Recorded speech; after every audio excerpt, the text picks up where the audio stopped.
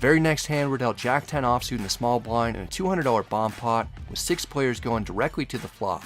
It comes Jack 10 deuce with 2 diamonds. We've got top 2 pair. It checks to the hijack. He bets 300. The cutoff calls. The action's back on us. There are only 5 total combos to have us beat since we have removal to 2 different sets. This is kind of a tricky spot though because there are a lot of cards that can come out that'll downgrade us. Diamonds are bad, overcards are bad, and there are tons of turns that'll complete at least one straight draw. I raised to 2,000 to pile money in and possibly win without having to see any more cards. The opponent under the gun, who just tried to bluff us with 7 deuce, may have revenge mode activated. He originally checked, now he shockingly cold calls our check raise. This is something that I absolutely didn't expect. It's tough to put him on any particular hand, but he likely has a massive draw of some sort, or he's going to try to outplay me. If he had a set or some other made hand, he'd probably re-raised rather than call and give strong draws behind him a chance to call while getting an enticing price. But under the gun, could just be playing tricky with the nuts, or maybe even the same hand as us. The hijack and cutoff fold, leaving it down to us and the under the gun player squaring up for back-to-back big pots. Brad has the Jack 10 on the Jack 10 2. 2 diamonds. Brad has no diamonds.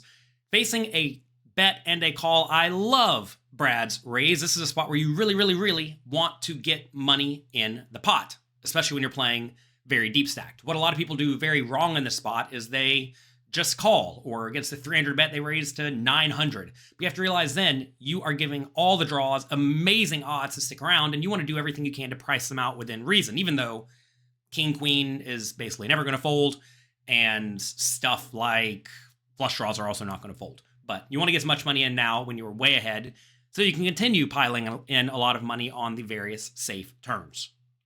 Let's see what it develops. The turn is the 8 of spades, completing a few straights. I'm not entirely sure what to make of it or how to proceed. I check to see what the opponent wants to do since his cold call of our check raise on the previous street is incredibly strong. There's a slight chance that he could have called with an open-ender like Queen 9 or a combo like 9-7 of diamonds. Fortunately, the opponent checks back, indicating that he doesn't have a straight. While the 8 of spades turn does complete 9-7 of diamonds and Queen 9, I don't think Brad has to be so worried about those, because I think while those combinations will stick around, there's also a whole lot of other stuff that Brad just crushes, like all the flush draws, various top pairs like King Jack, Queen Jack, etc. And for that reason, I think you should probably just keep betting, especially since the stack to pot ratio is getting kind of shallow. At this point, Brad has about 15,000 behind and the pot is 5,800. So I think this is a spot where it's okay to just bet something like 3,500 and plan on not folding, especially if the opponent is loose and aggressive and battly. I know it feels bad to stack off for 16,000 more, 15,000 more at this point, but I think his hand's just too good, especially since he also beats some hands that may jam for value that are almost always good but vulnerable, like perhaps pocket queens, or ace jack, or jack 8 suited, or 10-8 suited, or because it's a bomb pot, jack 8 offsuit, 10-8 offsuit, etc. Even though those may or may not be in the opponent's range given the flop action. Anyway, I would have very likely bet the turn. Brad checks though. The river's the ace of clubs, completing the Broadway draw and downgrading us to middle 2 pair instead of top 2 pair. At this point, the pot has gotten massive compared to the strength of our hand when we went 6 ways to the flop. We're not quite strong enough to bet again for value and then call a raise, but it's vitally important for us to get to showdown in order to give ourselves a chance to win the pot. I check. The river is terrible for Brad at this point. Lots of various stuff gets there, like ace 2 if the opponent decided to be splashy with that on the flop, or ace jack, or ace 10, or very likely king queen. So this is a spot where Brad could perhaps go for a small value bet of like $1,200 or something like that. But I think checking, especially to a loose, aggressive, badly opponent who may start to turn various hands containing a king or a queen into a bluff, this is a good spot to check and then induce a bluff that's hopefully not too big. Our opponent doesn't make things easy on us. There's 5,800 in the middle. We've got a little over 15,000 in our stack. The opponent has us covered. He puts us to the ultimate test. We're facing an overbet jam of almost 3 times the size of the pot in a nosebleed game inside of Bobby's room with a hand that isn't close to the nuts. When you check the river in this spot, you are hoping to not face the all-in in general, but we do face the all-in, as is going to happen against good, strong, aggressive opponents. Now, I want to make this clear. This advice I'm about to give you is for when you're playing against actually good, strong, world-class players who will take pairs on the river and turn them into a bluff. Like imagine the opponent has king 10 or queen jack or king jack. These are hands that make a whole lot of sense to bluff because they block Brad from having the straight, right? Also, they block Brad from having two pairs and sets.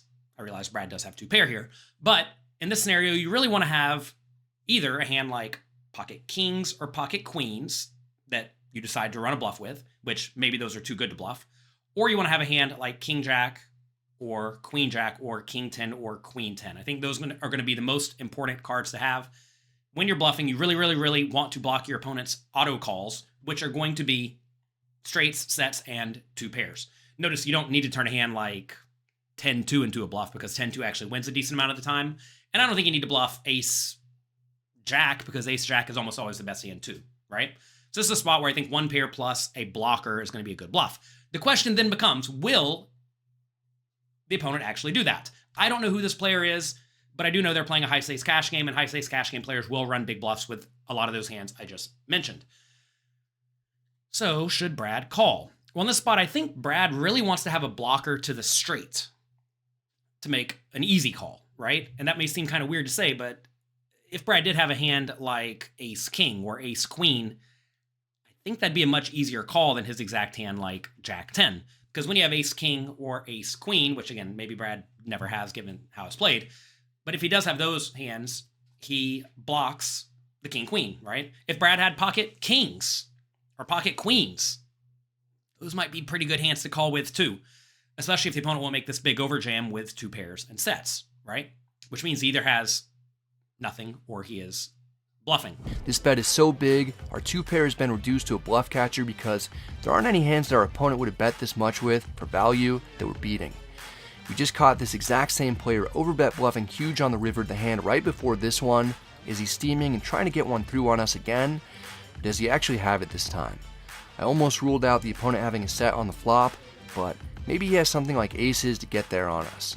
He could have river top two pair with ace jack, or maybe he has ace 10 of diamonds. He's mostly representing a straight, but I'm not certain that he would have cold called or check raised on the flop with the straight draw when there's a flush draw out there, so he'd probably need to have king queen of diamonds to have a straight in this situation. What types of hands does he think that we have that we'd play this way? Our middle two pair looks kind of face up when we check turn and check again on the river. It appears like we have something decent, but not the nuts, and we want to get the showdown for a reasonable price. Then all of a sudden, under the gun rips it for a ridiculous amount.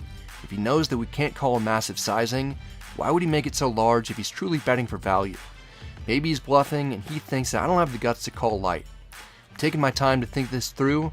I already called one large bet on the river that was incorrect. I really don't want to do it again.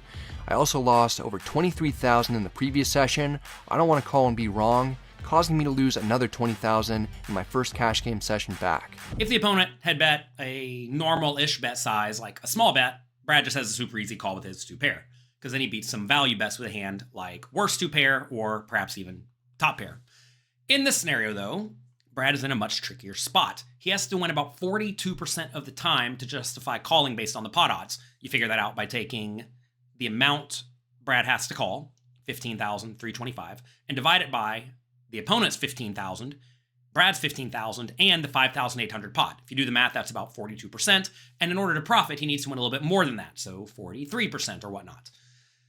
So the question is should Brad call with this exact hand?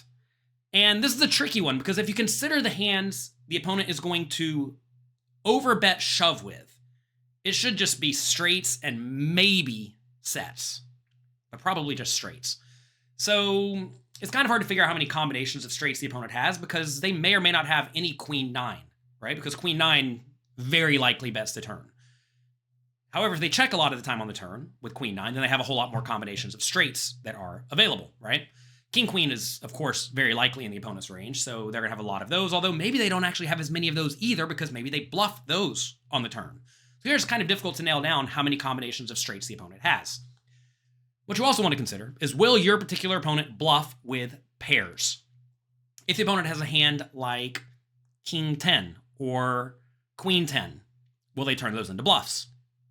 Some people will, some people won't. In a lot of small stakes games, your opponents will not. But in the high stakes games, like this game we're playing here, a lot of the best players will. Also, you notice a lot of the players in the small stakes games never bet 3x pot on the river, but good players will. The next question becomes, will they bluff with a jack? A lot of people will just check it back with a jack and hope to win. Like imagine you had king jack or queen jack here. Do you need to try to bluff those? Maybe you do, maybe you don't.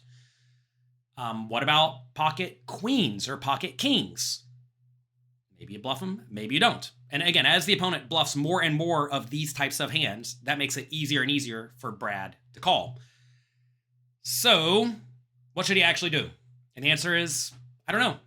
Depends on the opponent's strategy. That said, if you know your opponent is loose, aggressive, and battly, I would start to discount a lot of king, queen, and queen jack, or king, queen, and queen 9 from their range, because I think a lot of those bluff the turn with the king, queen, and value bet with the queen 9. So if they are missing a lot of those hands, but they have a lot of hands like king jack, king 10, queen 10, I think those are going to start to make up a lot of their potential range on the river. And if they will run a bluff with those, I think you need to start finding calls. Let's see what Brad does. Something just doesn't feel right. After a minute and a half of tanking, I go with my instincts and I make the call. There's no sigh or look of embarrassment as if I caught the opponent trying to make a move. He rolls over 2 face cards quickly. As you might have guessed by now, the opponent has king queen. He destroys me as I make one more bad call, losing the absolute maximum when I didn't have to.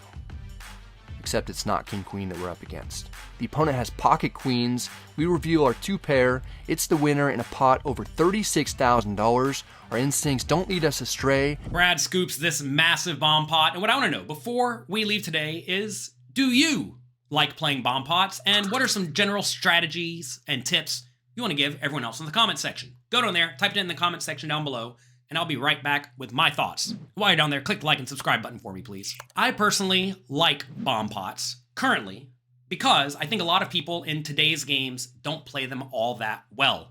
I think a lot of players think that hands like top pair, top kicker are the nuts, because normally it is the nuts, but not when there are 6 or 7 or 8 random hands at play. Also, imagine the flop comes 9-3-3. Normally, in a heads-up pot or even a multi-way pot, you don't have to worry about people having too many trips in their range, because most people don't play hands containing too many 3s. But in a bomb pot, everyone's playing every hand containing a 3 because they have to go to the flop. So you have to realize that you need a really, really good hand to want to put in a lot of money. And I think a lot of people overvalue medium strength stuff, at least in today's games. As people start to play them better and better, though, it'll become more and more of call it a crapshoot. But I think at least now there's a pretty big edge to be had. So let's keep playing the bomb pots, at least for a little while longer. I'll talk to you next time.